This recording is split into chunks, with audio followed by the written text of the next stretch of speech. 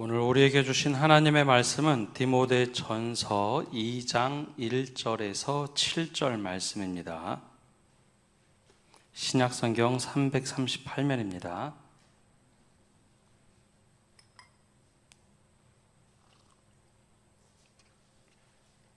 우리 한 절씩 교독하겠습니다. 그러므로 내가 첫째 권하노니 모든 사람을 위하여 간구와 기도와 도고와 감사를 하되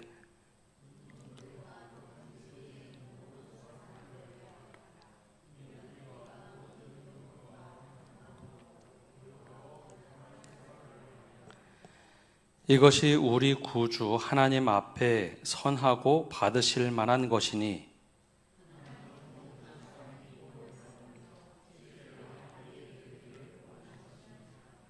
하나님은 한 분이시요 또 하나님과 사람 사이의 중보자도 한 분이시니 곧 사람이신 그리스도 예수라.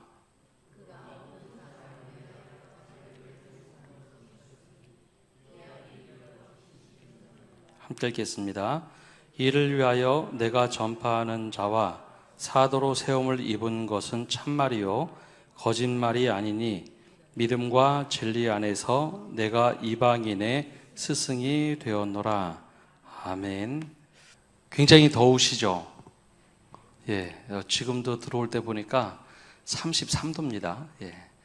계속 아열대뿐만 아니라 밤에도 뜨거운 공기 때문에 잠 잘 못 주무실 텐데 건강에 유의하시기를 바랍니다. 오늘은 중보자 예수 그리스도에 관하여 함께 말씀을 나누려고 합니다. 교회에서 선교사를 파송한다라는 표현을 씁니다. 우리 교회도 오래전에 양승만 선교사님을 중국으로 파송을 했죠. 아마 그 당시에 계셨던 분들은 보셨겠지만 총회 파송 선교사다라고 하면 사실 교회가 파송하는 게 아니라 파송 주체는 총회가 합니다. 우리 교단 총회가 하고요.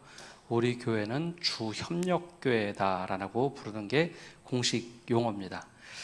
그래서 선교사 파송식 하셨던 때를 잘 기억해 보시면 혹시 그때 기억하시나요? 선교사 파송식 할 때? 잘 기억 안 나시죠? 기억 안 나셔야 정상입니다. 선교사 파송식을 하면 교회가 파송식 하는 게 아니라 총회에서 와서 파송 예식을 합니다. 그래서 파송장에 어떻게 약정서를 쓰는가 하면 오른쪽에는 교회를 쓰고 왼쪽에는 선교사가 서명을 합니다. 그리고 가운데에 총회 선교부가 총회장 명의를 빌어서 우리가 파송합니다 라고 세 개의 이름에 서명을 하게 됩니다. 보통 이제 교회에서 협력 선교사를 할 때는 두 선교사와 교회가 이렇게 약정을 맺지만 주 파송교회가 될 때 혹은 주 협력교회가 될 때는 그렇게 반드시 세 곳이 함께 서명을 합니다.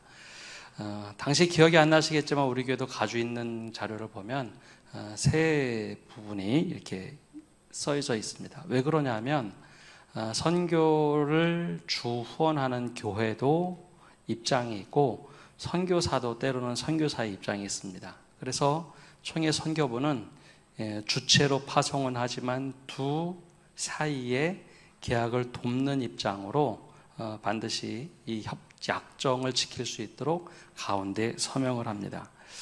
이것을 보고 중개자라고도 부르면서 또 다른 성경적인 의미로 하면 이것을 보고 중보자다라고 할 수 있습니다. 오늘 말씀 5절을 보면 이렇게 나와 있는데요. 하나님은 한 분이시니 또 하나님과 사람 사이의 중보자도 한 분이시니 곧 사람이신 그리스도 예수라. 중보자가 딱 한 분 있는데 하나님과 사람 사이에 바로 그리스도 예수가 중보자다라고 말을 합니다. 유일한 중보자다. 이 중보자라는 말이 도대체 뭘까요? 교회에서 중보라는 말을 사실 많이 쓰죠. 중보 기도할 때 이제 중보 기도한다라고 쓰는데요. 사실 총회에서 혹은 이제 기독교계에서 권면하는 표현은 중보 기도라는 말보다는 중보적 기도라고 쓰는 게 맞다라고 얘기합니다. 처음 들어보시죠? 왜냐하면 중보자는 유일한 분이 예수 그리스도니까 중보 기도하면 마치 우리가 중보하면서 기도하는 주체가 될 수 있으니까 그것보다는 중보적 기도라고 쓰는 게 맞다라고 얘기합니다. 이 중보가 도대체 무엇이길래 이렇게 쓸까? 우리가 교회에서 중보라는 말 정말 많이 쓰는데요. 원래 중보라는 헬라어 메시테스는 중개자 혹은 화해자라는 뜻입니다. 당사자 사이에서 계약을 맺는데 두 계약 주체가 너무나 이질적이고 다르게 생각할 때 중개자가 가운데 껴서 두 사이를 조율을 해주죠. 그거를 보고 원래 헬라어에서는 이걸 보고 중보자라고 했습니다. 때로는 이것 말고 조금 더 갈등 상황에 있을 때, 예를 들어서 두 나라가 전쟁을 했습니다. 아니면 두 가정이 싸웠습니다. 근데 두 사이가 협의를 하는데 도저히 화해가 되지 않을 것 같아요. 그러면 그때 누군가 중간에 끼어서 화해를 시키죠. 그래서 이 화해자라는 뜻도 가지고 있고 중개자라는 뜻을 가지고 있는 단어를 빌려서 중보자라는 말로 교회에서 사용하기 시작했습니다. 그럼 중보자라는 뜻은 교회에서 무슨 의미로 사용할까? 사도 바울이 처음 이 말을 쓰기 시작했는데요. 이 말은 하나님과 사람 사이를 연결하는 분이다. 그래서 중보자라고 씁니다. 그래서 유일하신 중보자, 하나님과 사람 사이에 유일하게 영원히 중보할 수 있는 분은 바로 화해시킬 수 있는 분은 예수 그리스도다라고 선언을 합니다.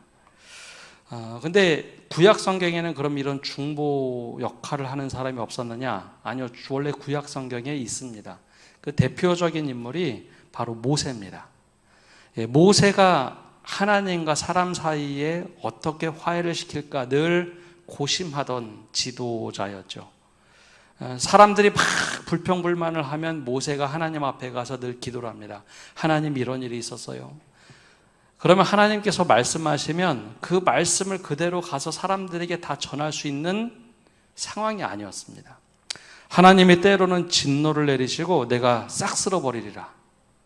야, 지금까지 왔던 거 다 무효할 거야. 그러면 모세는 또 하나님께 탄원을 합니다. 하나님, 그러시면 안 됩니다.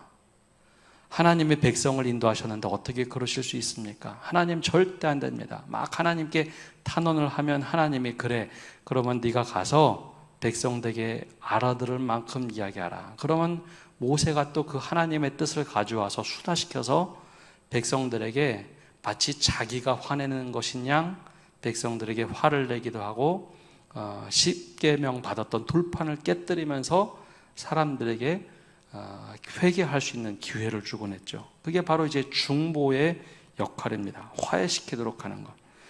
모세는 시내산에서 받았던 하나님의 계명을 가지고 사람과 하나님 사이를 화해시키려고 또 중보하면서 서로 하나가 되도록 하는데 최선을 다했던 사람입니다. 이게 바로 중보자의 역할입니다.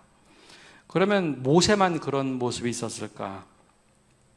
모세만 국한되지 않고요. 보통 세 가지 직책이 이런 역할을 했는데요. 바로 왕, 그리고 선지자, 그리고 제사장이 이런 역할을 했습니다. 제사장의 역할은 죄를 지었던 사람들의 죄값을 하나님 앞에서 정말 겸손하고 두려운 마음으로 사람들이 집에서 동물을 가져오면 그 동물의 피를 쏟아내며 생명값으로 대신해서 하나님께 예배를 드렸죠. 그래서 제사장은 늘 구별된 사람으로 살아갑니다. 24 반열을 만들어서 그 규칙에 따라서 내가 오늘 가서 예배 드릴 때가 되면 일주일 전, 아니 한 달 전부터 정결례에 들어가서 자기 몸을 거룩하게 하고 하나님 앞에 정직하게 서려고 늘 노력을 했죠. 그리고 사람들이 제물을 가져오면 피제사를 드립니다. 하나님, 이 사람의 죄값을 대신해서 이 사람이 동물 머리에 죗값을 올려놓습니다. 생명값을 올려놓으면 그것을 받아다가 피제사를 드렸죠. 제사장은 하나님 앞에 죄 용서함을 구하는, 사람들의 죄를 용서함을 구하면서 하나님과 화해시키는 예배를 드렸던 사람입니다. 그래서 제사장은 특별히 너희들 구별해서 살아라. 이게 제사장들의 몫이죠. 또 하나는 선지자들입니다. 선지자들은 이번엔 반대 입장입니다.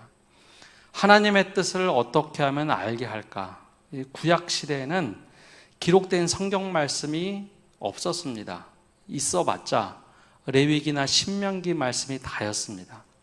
그 말씀도 몇몇 제사장들만 아니면은 사관들만 읽을 수 있는 말씀이었죠. 그러니 하나님께서 백성들에게 직접 말씀할 수 없자 선지자들을 통해서 말씀하시는데 제발 이 길로 가라. 그래서 선지자들을 일으켜서 선지자들을 통해서 말씀하셨습니다. 이번에는 반대 입장이라는 것이 죄 용서함을 위해서 한 것이 아니라 하나님의 뜻을 전하기 위해서 선지자를 사용하신 것이죠. 그 선지자들의 예언을 보면 처음에는 다 심판의 이야기가 많습니다. 근데 이 심판이 너희들 멸망시킬 것이다에 초점이 맞춰져 있는 것이 아니라 거기서부터 돌이켜라. 내가 너희 너무나 사랑하는데 그 뜻에서 돌이켜서 내 길로 들어와라. 그래서 하나님의 길을 떠나지 말라라고 하는 것이 주된 메시지였습니다. 근데 떠난다면 하나님의 심판이 이를 것이다. 여기에 목적도 원래 하나님과 화해하는 데 목적이 있었습니다. 이 선지자들을 이렇게 사용을 하셨고 왕도 그렇습니다. 우리나라 개념에서 왕 그러면 혹은 이방 나라에서 왕 그러면 나라를 통치하는 최고의 통수권자가 왕입니다. 그런데 이스라엘의 왕은 다릅니다. 처음에 사무엘에게 백성들이 와서 우리에게 왕을 달라고 할 때 사무엘이 거절하죠. 사람들이 이제 더 이상 하나님을 왕으로 모시지 않고 사람 스스로 왕을 세우려 한다. 그래서 사무엘이 거절을 합니다. 또 와서 막 요구를 하자 사무엘이 하나님께 탄원하며 기도하는데 하나님께서 허락해라. 사람들이 나를 원하는 것이 아니라 너희를 다스릴 왕을 원하는구나. 그러면서 사무엘이 왕을 세울 때 왕의 임무를 얘기해 줍니다. 왕의 임무는 전장에 나가서 승리해서 하나님의 이름을 높일 사람, 하나님의 뜻대로 어떻게 하면 백성을 이끌 것인가 청지기로 살 사람, 바로 그 사람이 왕이 되어야 하고 왕의 임무는 그런 것이다 라고 규정을 해줍니다.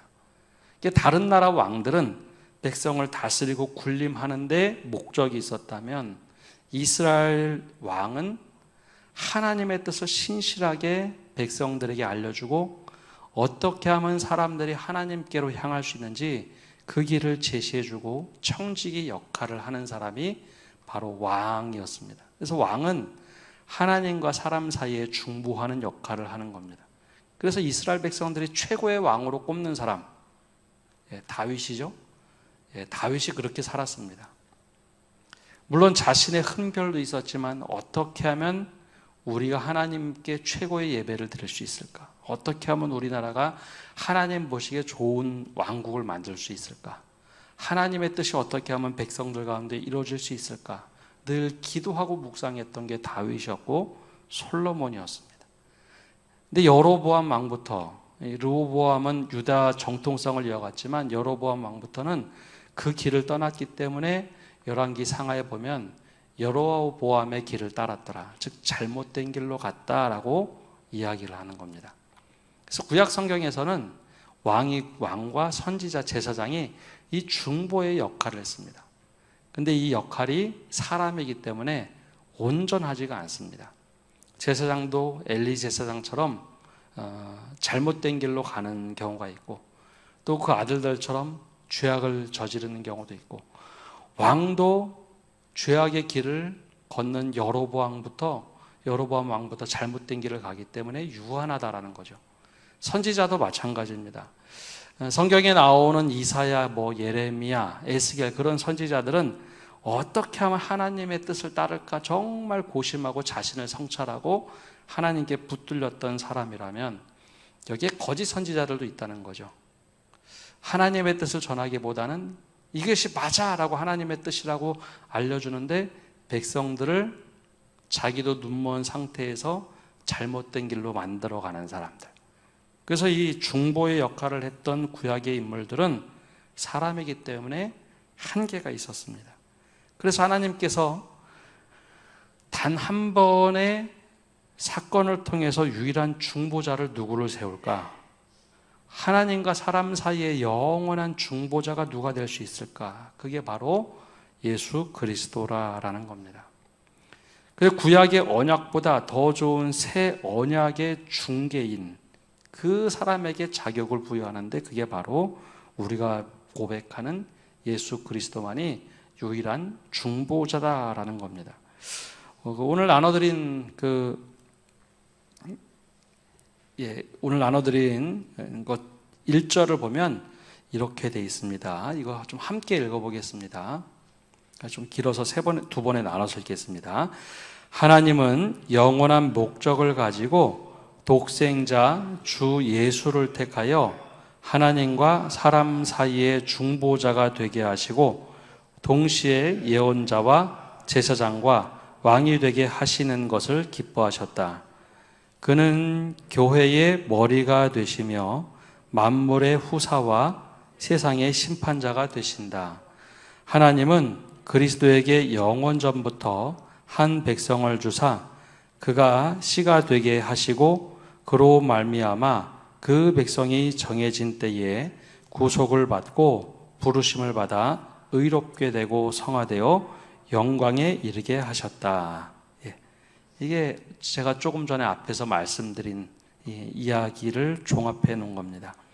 하나님께서 예수 그리스도를 탁 택하셔서 왕의 직분, 제사장의 직분, 선지자의 직분을 다 주신 후에 이제는 교회의 머리가 되고 만물의 후사가 되고 세상의 심판자가 되어서 하나님과 우리 사이의 화해자가 되어라. 중보자 유일하게 딱 세워놓으셨다라는 겁니다. 근데 우리가 이제 교회에서 많이 쓰는 말 중에 이렇게 무심코 쓰는 말이 있습니다. 우리가 예수 그리스도라고 하죠. 예수님이라고도 부르는데 그리스도는 이상하게 외국어라서 그런지 그리스도님이라는 호칭은 잘 붙이지 않습니다. 근데 어느 때 우리가 이 용어를 사용할까라는 거죠. 예수라는 말은 원래 이름을 뜻하는 겁니다. 예수라는 이름이죠.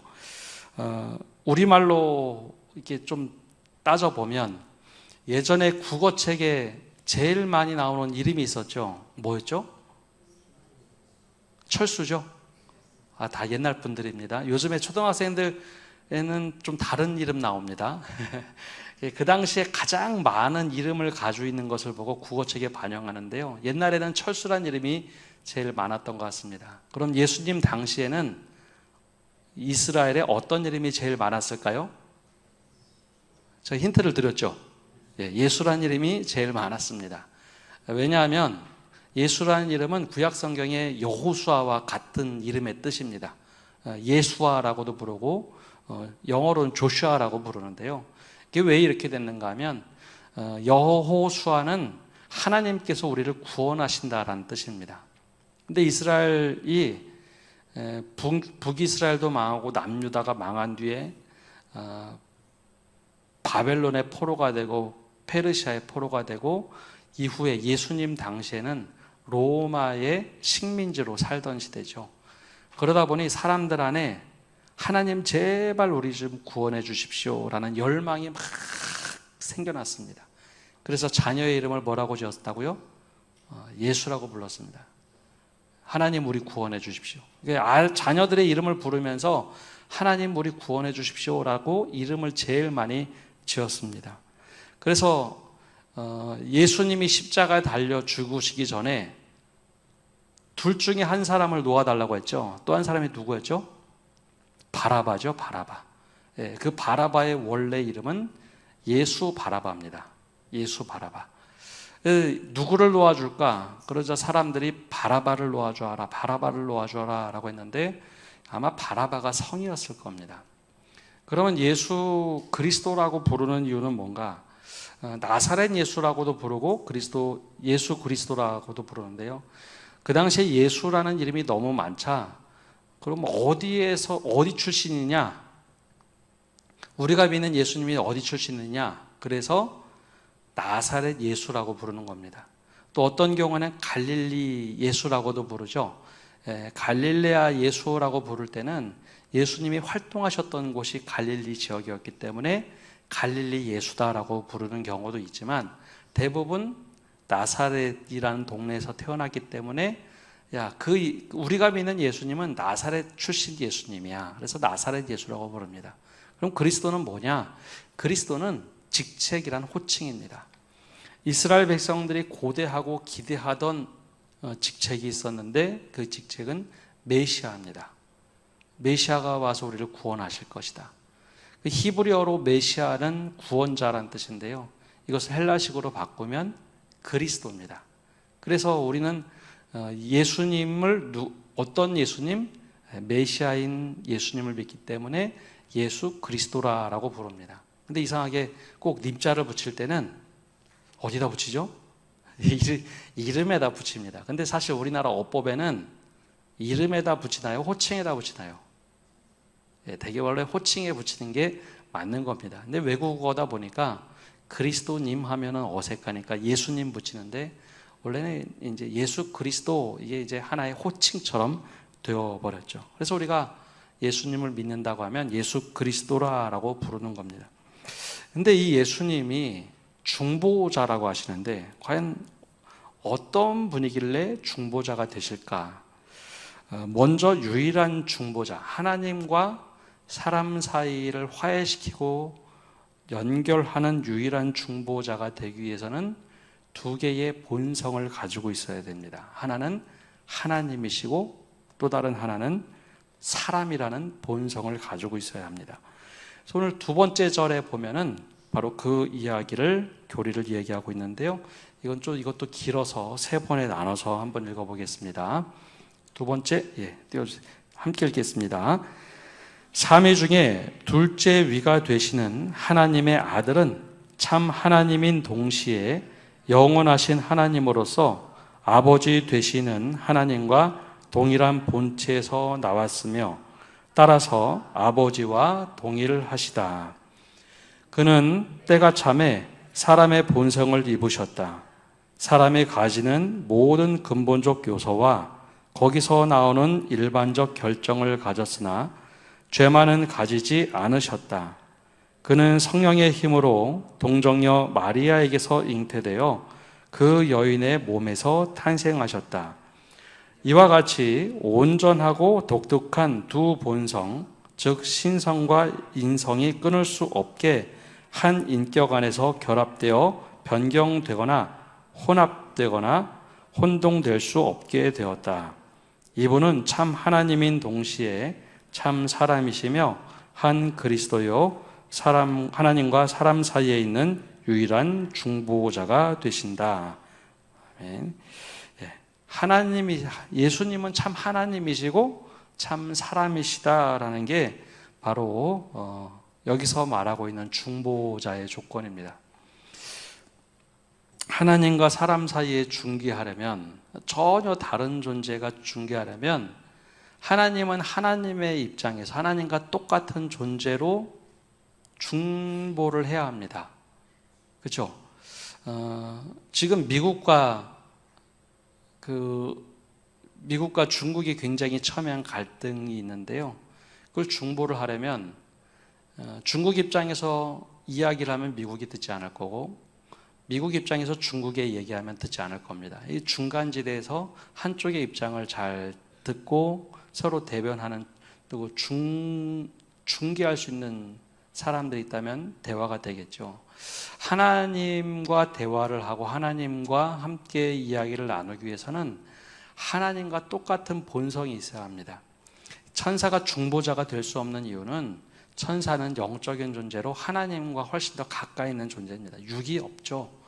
육체를 가지고 있지 않는 게 천사입니다. 천사는 중보자가 될 수 없습니다. 그럼 하나님과 대화할 수 있는 참 하나님이셔야 되고, 사람과 대화하려면 그 또한 사람과 똑같은 본성이 있어야 합니다. 그래서 예수님을 이 땅에 보내시는데 바로 예수님은 두 본성을 가지고 있는데 참 하나님이시면서 참 사람인 존재가 바로 예수님입니다. 그래야 하나님의 뜻을 가지고 이 땅에서 하나님의 뜻을 이룰 수 있고, 사람들이 요구하고 사람들이 죄 지어서 아무것도 하지 못하는 죄값을 대신 다 갚으시고 하나님께 용서를 구하고 하나가 될 수 있도록 만들 수 있기 때문입니다.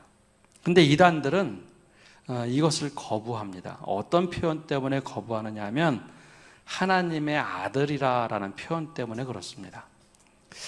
이거 좀 오해하는 것이 있는데요. 아마 이런 이야기는 좀 잘 못 들으실 텐데요. 하나님의 아들이다 그러면 하나님과 똑같은 본성을 가지고 있을까요? 다른 본성을 가지고 있을까요? 헷갈리시죠? 제가 저희 아버지한테 태어났습니다. 그럼 저는 아버지하고 똑같은 존재일까요? 다른 존재일까요? 다른 존재죠.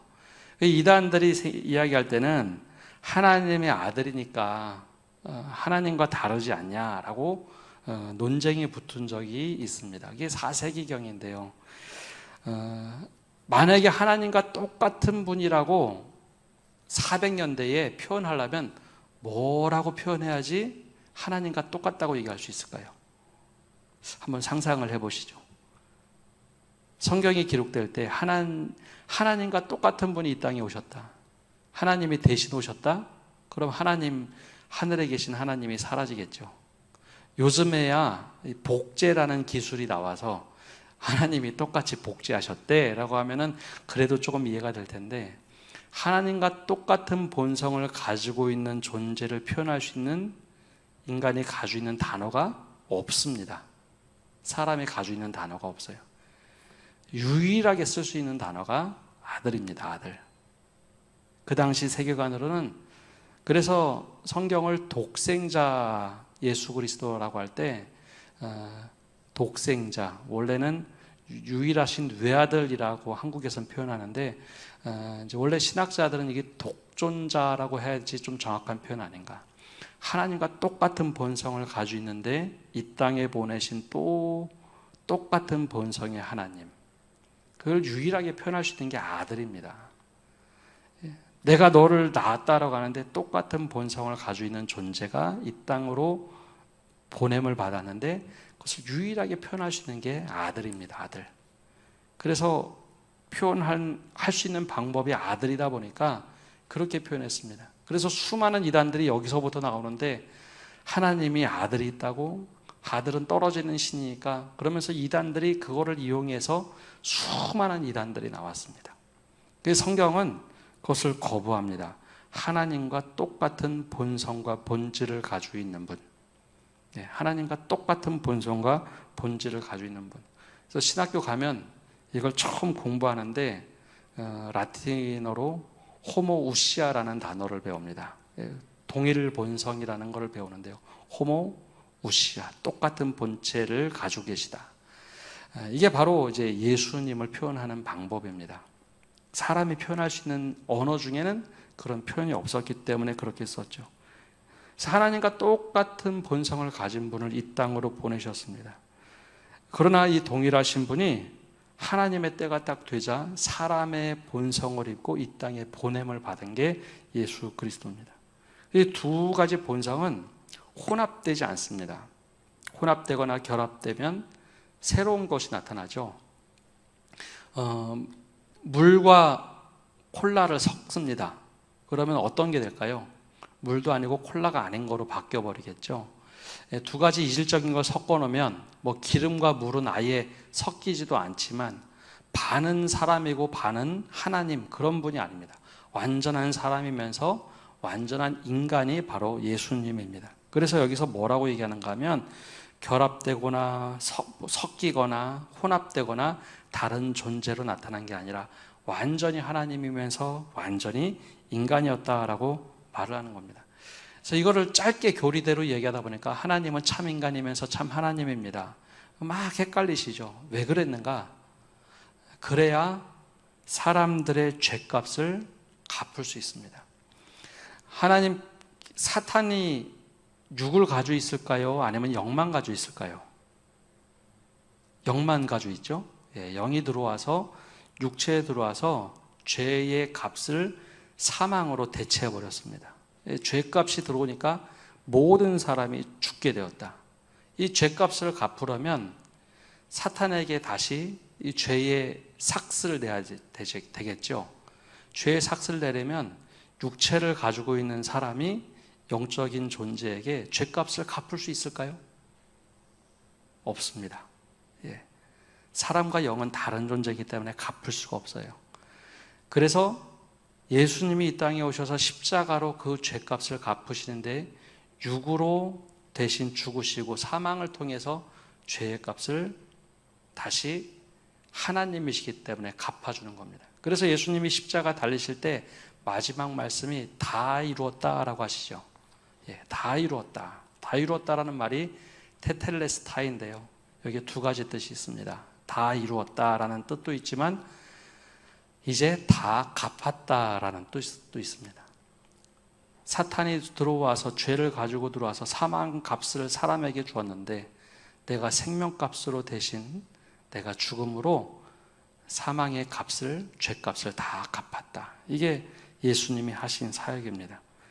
근데 이 사역을 성령께서 끊임없이 지지해 주시고 기름 부어 주시고 하나님의 뜻을 이루도록 하셨다라는 겁니다. 그게 여러분 가지고 계신 세 번째 나오는 내용입니다. 네 번째 나오는 내용은 예수님은 하나님의 뜻에 부름받아 살아신 거지 예수님 스스로 내가 이거 해야지 하고 하신 게 아닙니다. 아버지가 보내시는 그대로 아버지 하나님의 뜻을 그대로 행하시는데 이 죄값을 죽음으로 갚으면서 율법을 완성하십니다. 구약 성경을 보고 이제 율법의 시대라고 하고 신약 성경을 은혜의 시대다라고 다들 들어보셨죠? 그 율법을 예수님이 완성하셨다라고 하는데 율법의 완성이 왜 완성이 되느냐? 율법의 완성, 바로 사랑으로 완성하셨다는데 율법에 있어서는 죄를 지으면 죄값을 물어야 되나요? 용서해 줘야 되나요? 죄를 지으면 율법으로는 당연히 죄값을 물어야 하죠. 그래서 그 정죄라는 율법을 예수님 스스로 다 이루십니다. 어떻게요? 십자가 달려 돌아가시면서 대신 사람들이 지은 죄값을 죽음으로 십자가에서 달려 죽으셨습니다. 근데 거기에 뭐가 있다고요? 사랑이 있는 거죠. 사랑. 그래서 율법을 스스로 다 이루시면서 내가 사랑으로 율법을 완성했다라고 말하는 겁니다. 내가 너무나 사랑해서 대신 죽음으로 율법을 완전히 이루었고 그 사망을 예수님이 부활하시면서 이기셨기 때문에 사망 권세를 이기셨다라고 말을 하는 거죠. 그래서 예수님이 스스로 그 의지를 가지고 이 뜻을 다 일으키십니다. 그리고 나서 이 대속 사역 한 번에 그렇게 죽으시면서 당신 스스로 대제사장이 되시고 화목제물이 되셔서 우리를 하나님과 우리 사이를 화목시키시는 겁니다. 단지 죄만 용서받았다라고 하면 반쪽짜리 믿음입니다. 나 하나님께 용서받았어. 아니요, 더 나가서 하나님과 화해하는 삶을 살아야 됩니다. 그래서 로마서 말씀이나 다른 갈라디아서 말씀을 보면 우리가 죄 용서 받았다는 거에 초점이 있는 게 아니라 죄 용서 받고 하나님과 화해해야 한다라는 말이 계속 반복적으로 나옵니다. 근데 사람들이 그걸 잘 모릅니다. 신앙생활을 오래 하면서도 죄 용서 받은 건 아는데 하나님과 화해된 사람으로 하나님의 기쁨이 되는 삶을 우리가 자꾸 잊어버리고 살아갑니다. 그래서 로마서에는 하나님과 화해된 사람이 어떻게 살아야 되는지 계속해서 반복해서 말을 하고 있는 거죠. 예수님이 십자가의 대속 사역을 하신 것은 죄 용서를 위해서 하는 게 아닙니다. 하나님과 화해시키기 위해서 하는 거죠. 그러면 예수님께 지금 중보자로서 남은 사역이 무엇인가? 8절에 나오는데요. 8절 한번 읽어보겠습니다. 8번째 마지막입니다. 그리스도는 구속을 주시기로 계획한 그 사람들에게 구속을 효과적으로 틀림없이 적용하고 전달하셨다. 그들을 위하여 중재하시고 구원의 비밀을 말씀 안에서 그리고 말씀을 통해서 그들에게 나타내셨다. 성령을 통해서 효과적으로 믿고 복종하도록 그들을 설복시키고 그들의 말씀과 성령으로서 그들의 마음을 다스리신다. 그리스도의 놀랍고도 신비로운 통치에 가장 합치되는 방법으로서 그의 전능과 지혜로서 그들의 적을 물리치신다. 이게 바로 주님께서 지금도 여전히 하고 계신 사역입니다. 당신이 중보하며 기도하는 사역을 넘어서 성령께서 우리를 중보하면서 끊임없이 하나님과 가까워지도록, 모든 영적인 적들을 이길 수 있도록 성령께서 함께 도우시면서 이 사역을 완성해 나가도록 하시는 겁니다. 그래서 제가 자주 말씀드렸던 것처럼 우리나라 사람들은 이걸 반드시 지키는데요, 우리가 기도할 때 마지막에 붙이는 게 뭐죠? 예수 그리스도의 이름으로 기도합니다. 왜 그렇게 할까요? 우리가 하나님께 직접 기도할 수 있는 자격이 없기 때문입니다. 그래서 내가 하는 모든 기도가 그리스도 안에서 고백하는 기도입니다. 중보자를 통해서 하는 기도입니다. 그래서 우리는 예수 그리스도의 이름으로 기도합니다. 아멘이라고 고백하면서 기도하는 겁니다. 내가 한 모든 기도가 주님께 상납되기 위해서 그리스도 안에서 고백하는 기도입니다.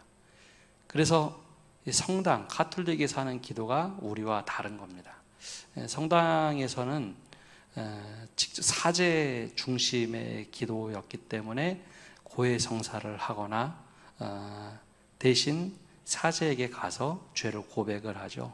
근데 우리 개신교에서 이제 만인 제사장주의로 이 모든 것을, 예배나 모든 것을 풀면서 우리가 기도할 때 중보자이신 예수 그리스도의 이름으로 기도합니다 라고 늘 기도하면서 중보자 예수 그리스도를 의지하는 겁니다.